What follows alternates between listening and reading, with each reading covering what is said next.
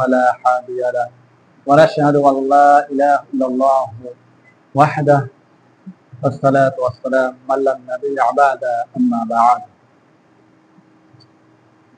أعوذ بالله من الشيطان الرجيم بسم الله الرحمن الرحيم قل هو الله أحد الله الصمد لم يلد ولم يولد ولم يكن له كفوا أحد فقد قال الله تبارك وتعالى في كلامه المجيد والفرقانه الحميد قال رب اشرح لي صدري ويسر لي امري واحلل عقدة من لساني يفقهوا قولي رب يسر ولا تعسر وتمم بالخير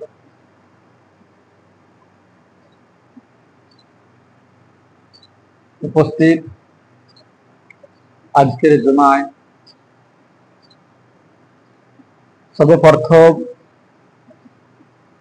আল্লাহ সুবহানাহু ওয়া তাআলার প্রশংসা করি যিনি আমাদেরকে সপ্তাহের পর সপ্তাহ এই ঈদে এই জুমায় আসার তৌফিক দান করেন। তাই আমরা সকলে বলুন আলহামদুলিল্লাহ। তারপরে পরে আমাদের আখিরে নবী জনাবে মুহাম্মদ রাসূলুল্লাহ সাল্লাল্লাহু আলাইহি সাল্লাম তিনার প্রতি শত শত দুরূদ নাজিল হোক। আল্লাহুম্মা সাল্লি আলাইহি আল্লাহুম্মা বারিক আলাইহি।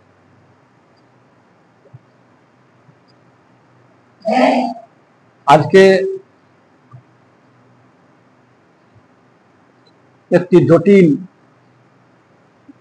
বক্তব্য নিয়ে আমি দণ্ডমান হয়েছি। আমি আল্লাহ সুবহানাহু ওয়া তাআলার কাছে দোয়া করব, আল্লাহ সুবহানাহু ওয়া তাআলা যেন আমাকে সঠিকভাবে বলার এবং আপনারাকে শোনার পরে আমল করার জন্য তৌফিক দান করেন। বলেন আল্লাহুম্মা আমিন। সে বিষয় রয়েছে মুহররম। এই যে মুহররমের মাস, মুহররমের মাসে আমরা কি করতে হবে? আল্লাহ সুবহানাহু ওয়া তাআলা কোরআনে সেই 4টি মাসের কথা বলেছেন, 4টি হারাম মাসের কথা বলেছেন। সেই মাস অনেক ফজিলত রয়েছে সেই মাসগুলিতে। সেই মাসগুলি হচ্ছে যে রজব মাস আর যে কাদা জিলহজ এবং মুহররমের মাস। এই যে মুহররমের মাস এখন চলছে, সেই মুহররমের মাসে সেই 10 তারিখে আরবিক মাস, সেটা হচ্ছে আরবিক মাস, আরবিকে যে 10 তারিখ তাকে বলা হয় ইয়াউমে আশুরা। ইয়াউমে আশুরা বলা হয়। এই 10 তারিখে আশুরার দিন বলা হয়। আশুরা মানে হচ্ছে কি আরবিক ল্যাঙ্গুয়েজ, আশারুন মানে হচ্ছে 10 আরবি ভাষা। সেই মুহররম মাসের এই 10 তারিখকে বলা হয় আশুরা। সেই মুহররম মাসে আমরা কি করণীয়? আল্লাহ রাসূল সাল্লাল্লাহু আলাইহি ওয়াসাল্লাম আমাদেরকে কি করতে বলেছেন? যে এই মুহররমের মাস পরস্পর যে 3টি মাস, যে কাদা জিলহজ এবং মুহররমের মাস, সেটি উন্নত মানের মাস এবং রমজানের পূর্বে, শাবান মাসের পূর্বে রজব মাস, এই 4টি মাস অনেক ভালো মাস। তাহলে এই যে মাসগুলি আমাদের জন্য রয়েছে একটি ফজিলতের দিন এবং মাস। এই মাসে আমরা কে লড়াই, যুদ্ধ, অন্যায় কাজ, চুরি, জেনা, বিভিন্ন খারাপ কাজ থেকে আমরাকে বেঁচে থাকতে হবে সেই মাসগুলিতে। সেই মুহররমের মাস এমন একটি মাস যে আজকে আমরা সেই দিনটিতে আমরা অনেকে মনে রাখি যে এই মাসটিতে হোসেনকে আমরা তার শোক পালন করি। এই হোসেনের যে শাহাদাত বরণ করেছিলেন সে মুহররম মাসের 10 তারিখে তিনি শহীদ হয়েছিলেন, তাই আমরা তার শহীদের আমরা শোক পালন করি। অনেকে মানুষ মুসলমান আমরা তিনার শোক পালন করি, কিন্তু সেটা ভুল ধারণা মানুষের। আমরা করে থাকি এই যে মুহররম মাসে আমরা কি করি, ঢোল বাজনা নিয়ে আমরা কারবালার মাঠে যাই, মুহররম খেলে বেড়াই। সেটা কোনো হাদিসে নাই, হাদিস কোরআনে কিছু পাওয়াই যাচ্ছে না।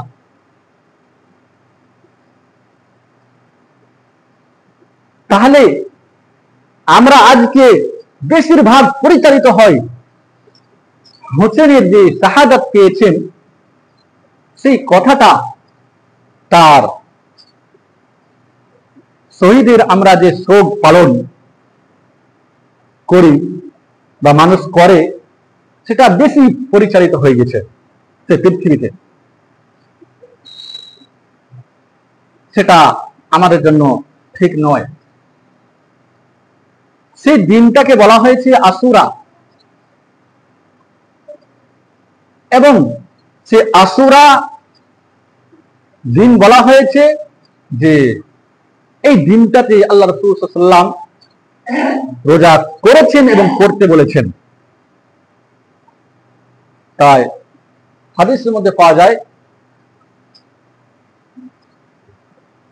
আফজালু সিয়াম বা'দা রমাদান ওয়া শাহরুল্লাহ আল মুহররম, যে রমজান মাস, যে রমজান মাস পবিত্র মাস, তারপরে রমজানের যে রোজা রয়েছে সে রমজানের রোজার পরে সেই সব থেকে আফজাল ভালো রোজা হচ্ছে কি আশুরা রোজা।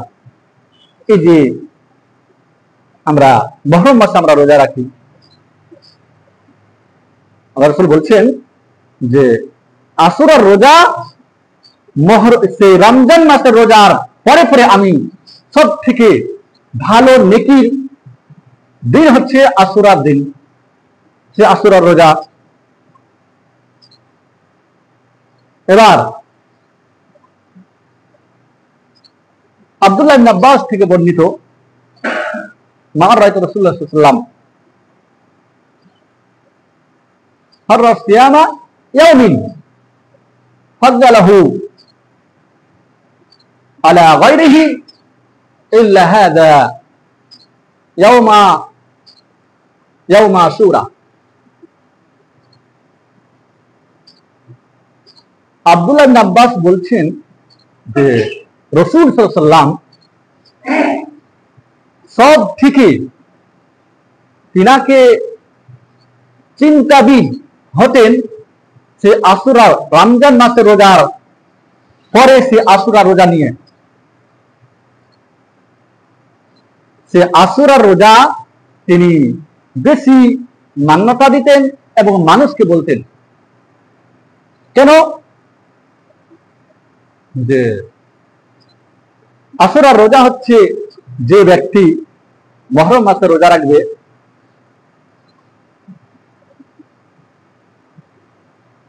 আল্লাহ সুবহানাহু ওয়া তাআলা বলেছেন যে তার পিছলেকার 1 বছরকার গুনাহ মাফ করে দেওয়া হবে। আলহামদুলিল্লাহ বলে। যে ব্যক্তি আশুরার রোজা রাখবে, মুহররম মাসে যে রোজা রাখবে, সে ব্যক্তি পিছলেকার 1 বছরকার গুনাহ মাফ করে দেওয়া হবে। কম বড় কথা? তার জন্য আল্লাহ রাসূল সাল্লাল্লাহু আলাইহি ওয়াসাল্লাম এই কথাটিকে মানুষকে বলতেন। রমজান মাসের পূর্বে থেকে সেই রোজা, আশুরা রোজা মানুষের উপরে ফরজ করা হয়েছিল। মানুষের উপরে আশুরা রোজা ফরজ করা হয়েছিল রমজান মাসের আগে। যখন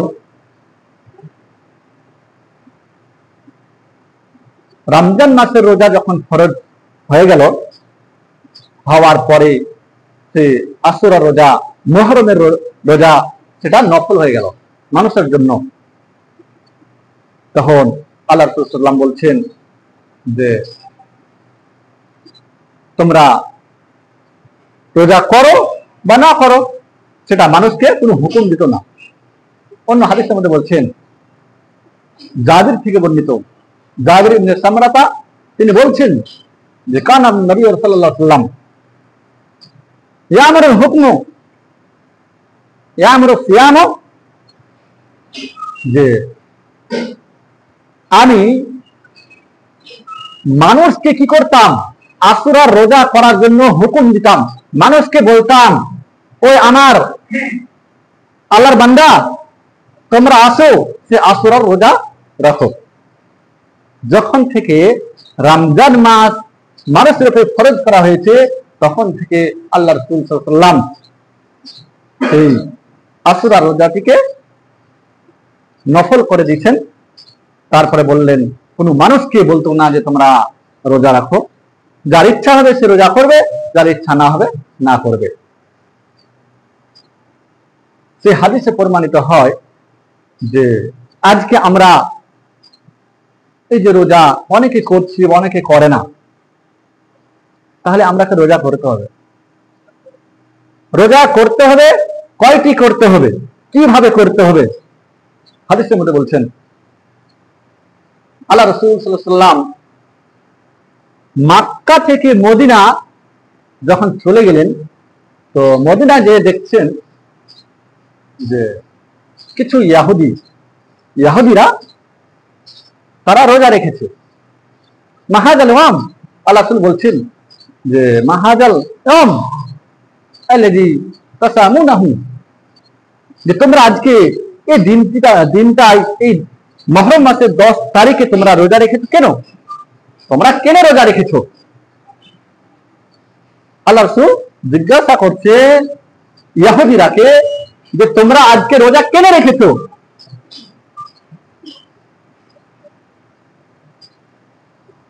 তো ইহুদিরা বলছে, হাযা ইয়াউমুল আযীম আনজা আল্লাহু ফীহি মুসা কওমাহু ফাররাকা ফিরআউনা ওয়া কওমাহু। আমরা এই যে রোজা রাখছি, আজকের দিনটা অনেক বড় দিন। ইহুদিরা বলছে রাসূল সাল্লাল্লাহু আলাইহি ওয়াসাল্লামকে যে আজকের দিনটা অনেক বড় দিন, অনেক ভালো দিন, যে দিনটাতে মুসা এবং তার কওম ফেরাউনের কাছ থেকে নাজাত পেয়েছিল, এবং ফেরাউন আর তার কওমকে এই দিনটাতে হালাক করে দিয়েছিল, ডুবিয়ে দিয়েছিল, বরবাদ করে দিয়েছিল। তাই আমরা সামান ও শুকরান, যে শুকরান মিনকুম, যে মুসা তিনি রোজা করেছিলেন তার শুকরিয়ার জন্য, সে নাজাত পেয়েছিলেন, তার কারণে মুসা রোজা করেছিলেন, তাই আমরা রোজা করছি। এই কথাটা কে বলেছিল? এক ইহুদিরা বলেছিল আল্লাহ রাসূলকে যে আমরা রোজা করতাম, ওই কারণে যে এই দিনটাতে মুসা এবং তার কওম নাজাত পেয়েছিল ফেরাউনের হাত থেকে, এবং ফেরাউন এবং তার কওমকে হালাক করানো হয়েছিল। হালাক করার কারণে সেই মুসা আলাইহিস সালাম নিজে রোজা করেছেন, তাই আমরা আজকে রোজা করছি। আল্লাহ রাসূল সাল্লাল্লাহু আলাইহি ওয়াসাল্লাম এবার বলছেন কি, যে ফানাহনু ওয়া হাক্কু ওয়া আউলা বিমুসা মিনকুম, যে আচ্ছা বলো তো, আমরা তো তোমাদের থেকে বেশি হকদার, আমরা বা আমি তোমাদের থেকে বেশি হকদার, এই আশুরা রোজা আমরা করব, কেন? আমি বেশি হকদার তাই। এবার আল্লাহ রাসূল সাল্লাল্লাহু আলাইহি ওয়াসাল্লাম সেই সাহাবীরাকে নিয়ে বললেন যে দেখো, আমি যদি আগামীতে বেঁচে থাকি তাহলে আমরা কি করব? আমরা আশুরা রোজা রাখবো 9 এবং 10, 9 এবং 10, 10 এবং 11, আমরা পরস্পর দুদিন আমরা রোজা রাখবো। কেননা যে আমরা ইহুদি এবং নাসারার আমরা উল্টা করব। ইহুদি এবং নাসারা তারা হচ্ছে মুসলমানের দুশমন, এই কোরআন এবং হাদিসের তারা দুশমন। তাই আল্লাহ রাসূল বলছেন যে তারা রোজা রাখছিল সেই একদিন, সেই আশুরার দিন, সেটা হচ্ছে 10 তারিখে, মুহররম মাসের 10 তারিখে আমরা রোজা রাখবো, 9 তারিখ এবং 10 তারিখ তার বিপক্ষে, যা তার 10 এবং 11 তার দিনটা আমরা নিব না, আমরা তার বিপক্ষে আমরা রোজা রাখবো। তাই হলো তখন থেকে সে রোজা আল্লাহ রাসূল সাল্লাল্লাহু আলাইহি ওয়াসাল্লাম সাহাবীরাকে নিয়ে রোজা রাখতেন। আর এই রোজা আশুরা রোজা মুসা থেকে শুরু হয়েছে। তাহলে আজকে আমরা অনেকেই সমাজের মধ্যে, গ্রামের মধ্যে পাওয়া যায় যে মানুষ রোজা রাখে কার জন্য? হোসেনের জন্য, যে হোসেন শহীদ হয়ে গেছিল, সেই কোনো কারণে সেই মুহররম মাসে 10 তারিখে হোসেন রাদিয়াল্লাহু তাআলা আনহু শহীদ হয়ে গেছিলেন, তাকে শহীদ করানো হয়েছিল। তা এটা না যে আমরা তার শোক পালন করব, তাকে নিয়ে আমরা, বা আমরা এই রমজান এই মুহররম মাসে আমরা পুরা মাসটাকে আমরা শোক পালন করব, বা তার সেই তারিখে আমরা শোক পালন করব, সেটা ঠিক নয়, সেটা ঠিক নয়। তাহলে আমরাকে কি করতে হবে? এই যে হোসেন রাদিয়াল্লাহু তাআলা আনহু পূর্বে, তার 50 বছর আগে মুহাম্মদ সাল্লাল্লাহু আলাইহি ওয়াসাল্লাম ইন্তিকাল করেছেন, তার পূর্বে থেকে সেই আশুরার রোজা চলে আসছে। তাহলে হোসেন থেকে কি করে আসলো? হোসেনের কথা কোন হাদিসে কোন কথাই পাওয়া যাচ্ছে না যে আমরা আশুরা রোজা রাখি, বা এই যে ঢোল তবলা আমরা বাজাই হোসেনের কারণে তার আমরা শোক পালন করি, সেটা মিথ্যা কথা। তার সাথে কোনো জড়িত নাই, কোরআন হাদিসের কোনো জড়িত নাই। কেননা দেখুন যে আল্লাহ রাসূল সাল্লাল্লাহু আলাইহি ওয়াসাল্লামের যুগে অনেক বড় বড় সাহাবীরা কি হয়েছিল? শহীদ হয়ে গেছিলেন। মুহাম্মদ সাল্লাল্লাহু আলাইহি ওয়াসাল্লাম এক নবী হয়ে আল্লাহর কাছে কামনা করেছিলেন যে আল্লাহ যেন আমার শহীদ যেন মৃত্যু হয়, শহীদের যেন মৃত্যু হয়। এবং 4টি খলিফা তিনারাও বলেছিলেন, হযরত উমর রাদিয়াল্লাহু তাআলা আনহু তিনি এতই বড় এক খলিফা সাহাবী, তিনি আল্লাহর কাছে দোয়া করেছিলেন যে আল্লাহ যেন আমার শহীদ যেন নসিব করে। হযরত উসমান শহীদ হয়েছিল, হযরত আলী শহীদ হয়েছিল, তাহলে যে দিনগুলিতে শহীদ হয়েছিলেন বড় বড় সাহাবীরা, তার থেকে বড় আল্লাহ রাসূল সাল্লাল্লাহু আলাইহি ওয়াসাল্লামের চাচা হামজা রাদিয়াল্লাহু তাআলা আনহু, তিনাকে শহীদ করানো হয়েছিল এমন ভাবে যে তার নাসের সাথে এমন ভাবে ব্যবহার করেছিল যে এক মেয়ে, কাফের মেয়ে, সেই নবীর চাচা হামজা রাদিয়াল্লাহু তাআলা আনহুর তাকে শহীদ করানো হয়েছিল। তার লাশের সাথে কি করা হয়েছিল? এক কাফের মেয়ে নিজের বুককে চিরে, নবীর চাচার বুককে চিরে সে কলজাকে বের করে চিবিয়েছিল সেই কাফের মেয়ে। জানতে পারেন? তাই আল্লাহ রাসূল সাল্লাল্লাহু আলাইহি ওয়াসাল্লাম বলেছিলেন যে আমার চাচা সব শহীদের সর্দার। আল্লাহ রাসূল বলেছিলেন কি যে পৃথিবীতে যতগুলি শহীদ হয়েছিল সমস্ত শহীদের সর্দার হচ্ছে কে? আমার চাচা। তাহলে নিজের চাচার কথা বললো না, বড় বড় সাহাবী যারা শহীদ হয়ে গেছিল তাদের দিনের কথা বললো না, তাহলে হোসেনের কথা কিভাবে আসতে পারে?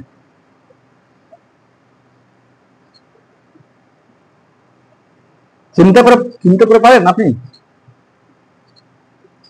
আপনি চিন্তা করতে পারেন যে কি করে হতে পারে যে বড় বড় সাহাবী এবং আল্লাহ রাসূলের আমরা শহীদরা আমরা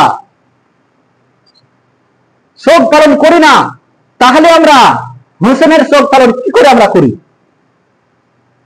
কথা থেকে আসলো যে আমরা খেলতে যাই, খেলাধুলা করি, ঢোল ঢাবলা নিয়ে আমরা সেই চাকু দিয়ে আমরা নিজের শরীরকে আমরা কিভাবে অন্যায় ভাবে আমরা মারি, কাটি, হাত পা আমরা নোকসান করে দিই, কি করে আমরা করি?